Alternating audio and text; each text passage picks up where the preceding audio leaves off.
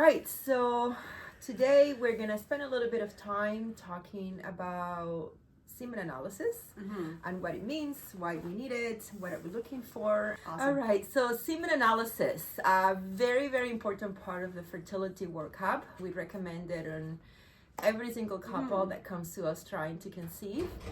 Even if we know on history that the issue might be, let's say, an ovulation problem, we still want to do a semen analysis because the last thing that we want is to put the female partner through all kinds of things only to find out that the sperm wasn't great to begin with. Yeah. And Dr. Wise, actually, she's the one that always says people can have two problems. So just because we know that it's an egg-related problem or an ovulation-related problem, it doesn't mean there can also be a sperm problem. Yes. And I absolutely had a patient exactly like that. She had a textbook ovulation issue. She had a period like every 6 months or something. And they were at a previous fertility clinic. And so they said, okay, well, we'll do, you probably have PCOS. We'll do ovulation induction with medications. Here's the meds. Okay, go try naturally. And they were doing that for something like 6 to 9 months. And they, then they came to see me and I was like, well, you can have more than one thing. Yes, the ovulations is the big obvious thing that you see on the surface. And we ended up doing a sperm test and he had almost no sperm. Oh my goodness. Imagine all those months of trying. The emotional roller coaster for so many months. And I was like, well, this was probably never going to work anyway. So we ended up pivoting and going down a really, really different route. Yeah. And they have a baby now. Oh, great. Yeah. That's a happy ending. That brings me to the next point. If there's any men listening, please do your semen analysis. Yes. There are so many times when women come to us and says, oh yeah, no, my husband just said, my partner just says to get me tested. I just want to get myself tested. Yes. He doesn't need anything, or he thinks he's fine, or he had a child from a prior pregnancy. Yeah. That actually makes me really upset. Because it's not fair. It takes two to tango, and I think it can be, it can really be anything. And it really, in order to be able to give the couple together the best chance, you really want to look at all the things. Absolutely. Now, I do understand that having a semen analysis can be hard for some men. It is awkward. Men tell me all the time, oh my God, it's so awkward, it's so embarrassing, it's so stressful. I cannot do it on demand. I completely get that. It's not to minimize that, but it's just a really important test. So if it's really uncomfortable for men to provide a semen analysis by masturbation at the fertility clinic, then you could try doing it at home and driving it to the clinic, as long as it's within the clinic, like within 30 minutes of getting to the clinic, and you keep the sample warm while you go to the clinic. There's also specific sperm collection kits, like condoms, that you can use where you would have penetrative intercourse, then ejaculation, and then you collect the sperm in that. So there are ways to do it to make it more comfortable if it really is a problem to produce it by the standard method of masturbation at the fertility clinic. Absolutely. And I think it's also worth mentioning that you can't look at a man and predict whether they're going to have sperm issues. That's right. And you can't tell just by having intercourse with someone whether they're going to have good sperm or not good sperm. Yeah. And just because they've had a child, let's say X number of years Things ago. change. Yeah. So these aren't necessarily great predictors for sure. Exactly. So what are we looking for in a semen analysis? We're looking at the volume of semen. We're looking at the concentration of sperm. It's usually in millions per ml. We're looking at the motility of sperm. Sorry, in terms of the concentration, the cutoff that we're looking for is 15 millions per ml. And in terms of the motility, we're looking at 40% motility. And a lot of men tell me, my God, my motility is 35%. That's terrible. That means most of my sperm is dead. And that's actually normal. Semen, the way that sperm was created is that there's actually, the normal motility is about 40%, and if you have 40% motility or even a little bit below 40%, it is still considered normal motile sperm. I have never seen sperm motilities of like 60, 70, 80% in a pre-wash sample. Once you do the sperm wash for IUI, then you're concentrating the motility, so that's cheating, that doesn't count. But like natural motility in an ejaculated sample, I've never seen anything higher than 60%. So Oh yeah, I can't say that I have either. Yeah. So the best I've seen is probably like 45, 50%. That's like, oh my God, best motility I've ever seen. Yeah, superstar sperm. Yeah. So it's very normal to have a motility of 40% around that range. And then we're also gonna be looking at then anti-sperm antibodies. So anti-sperm antibodies are things that can bind to a sperm and that can potentially decrease the ability of the sperm to fertilize an egg. People can have anti-sperm antibodies if, for example, there was a vasectomy and a reversal done before, if there was an infection in the scrotum, or if there was an injury to the scrotum. Let's say you had surgery or testicular torsion, or for an injury. Those are the things that can break the blood-sperm barrier and allow antibodies to come and coat the sperm. It's important to note that the antibodies do not kill the sperm. They just coat it. That's all. They kind of cause them to clump is the way that I think about it. And clumpy sperm don't swim well. Right? It's like if you took Michael Phelps and then you stuck like 20 other like high school swimmers to him, even Michael Phelps would not be able to go very far. Maybe Michael Phelps. Okay. I have to have a visual image for everything. That's there how were my all brain these works. shows. Michael Phelps had a child. Do you hear this? He's had like 6 Well, kids or something. yeah, He's had a lot of kids. Yeah. There's all these like memes on I'm sure, yeah. on social media about like Michael's His swimmers? sperm. Yeah, His swimmers. for sure. So in terms of semen analysis, once we do all of the things, there's another thing about semen analysis. It's called the morphology. So the morphology basically describes the percentage of sperm that looks normal. Now this is really important. Naturally in sperm, there's a lot of sperm that looks abnormal, and this is normal. So it's normal for sperm to look abnormal. Yes, sperm it's more about sperm function more on quantity than quality. So the normal, the normal morphology is like 2 to 4%. So for a sperm sample to be considered normal and fertile sperm, only 2 to 4% of the sperm looks normal. So the vast majority of sperm is gonna have defects of the neck, bended, two heads, broken tails, and things like that. And people always worried, oh my God, if I have abnormal morphology, does that mean that if my sperm fertilizes an egg, this baby is going to be abnormal as well? And the answer is no. So sperm with abnormal morphology tends to not fertilize. Two-headed sperms tend to not fertilize an egg.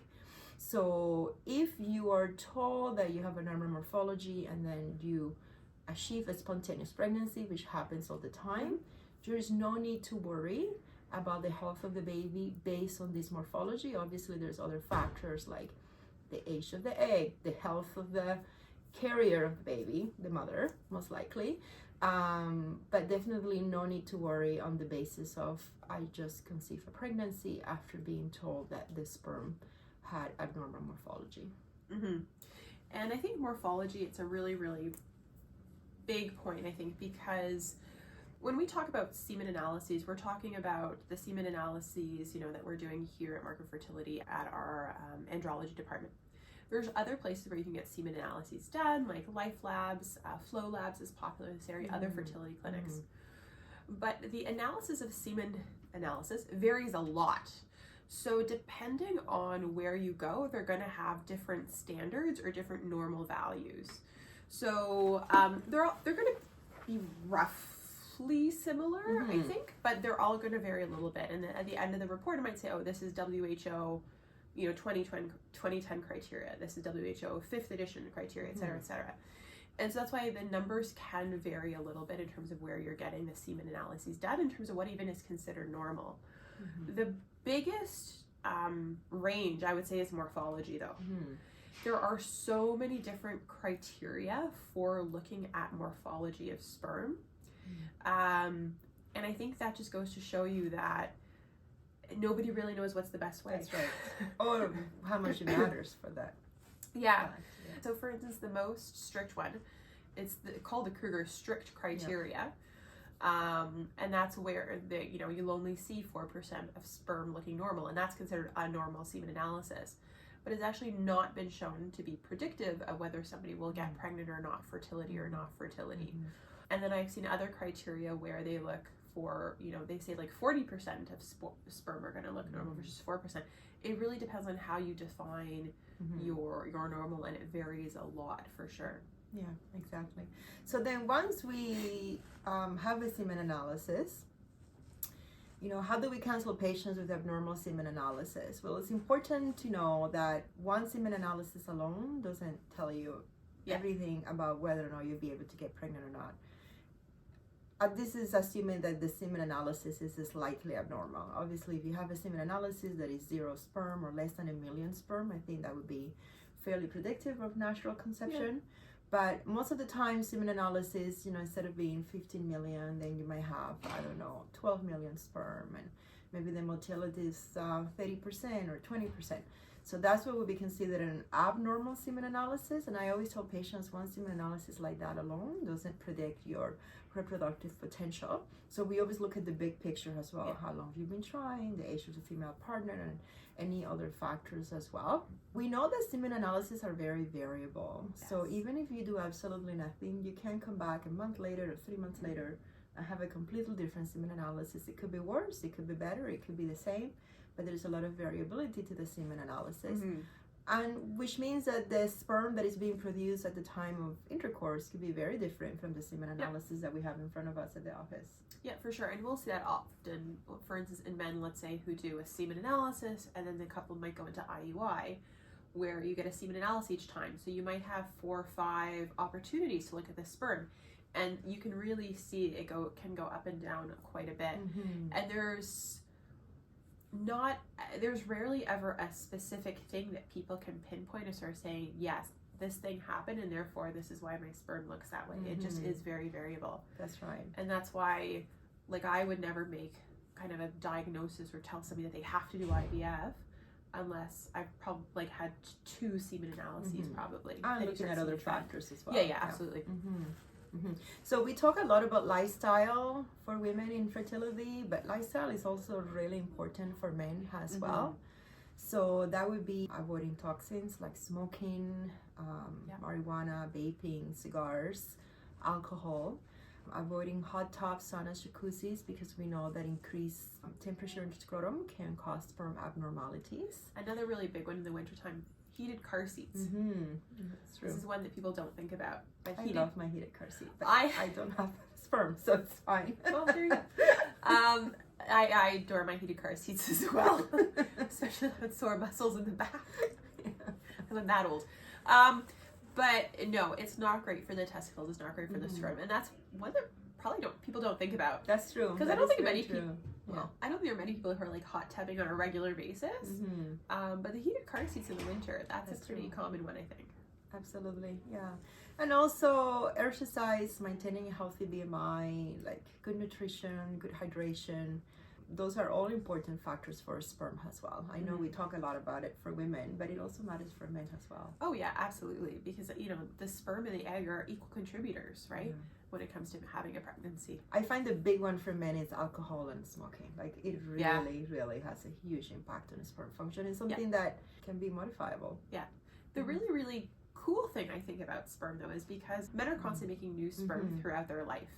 And so it takes about, 3 months or so for men to have a whole new cohort of sperm. And the really interesting thing is that, when you see a man who quits smoking, let's say, 3 months later, you can have like a perfectly totally different semen analysis, and it's actually pretty wild and pretty interesting to see. Absolutely. There's also some supplements that you can take for abnormal sperm, things like zinc, CoQ10, selenium, and there are packaged fertility supplements that like Fertil Pro and Bird&Bee has available. Yeah, exactly. But the other thing that's worth mentioning is that there's no studied, no great like prescription medication that's gonna like make a man make more sperm, or that's gonna make the sperm have better motility, unfortunately. So I think that's it for sperm. There's a lot more than we can say about sperm, but we are getting short of time, and we can certainly tackle, how do we approach like low sperm, what investigations and things like that in another session. As always, it's going to be safe on the Markham Fertility Center Instagram account, and it's also going to be posted on YouTube. So Markham Fertility Center now have a YouTube channel. So go there and subscribe. We're gonna be posting videos every week. And Have a good day. Yeah, hope you have a great day and a good rest of the week, and maybe we'll eventually see some sunshine. Here's to hoping.